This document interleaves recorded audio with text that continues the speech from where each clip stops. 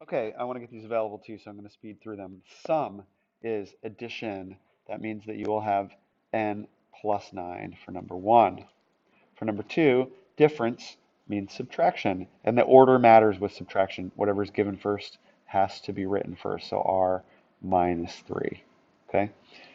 Product, number 3, is multiplication. So the product of g and 4, you could say g times 4, but really what you should say is 4g. That's going to be the most proper way of saying it. Okay? Now, this is more interesting. 3 times the sum of b and f. So what you're saying there is you're going to do 3 times whatever you get for the sum. So we need to have somewhere in parentheses those things added together first so that we first get that, and then you take 3 times what you get when you sum them. That should look like that.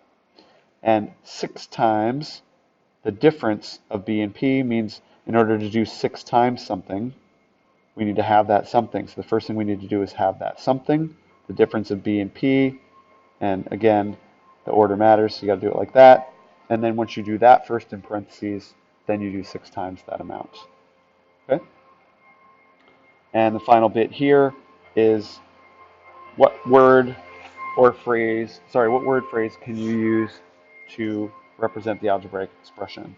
Where you can say, uh, since we don't want the sum to happen first, we want that adding to be done at the end, we can say 2 more than, and then will be 2 more than whatever we had there. And we can say 2 more than the product, which suggests that we have to do that first, then the product of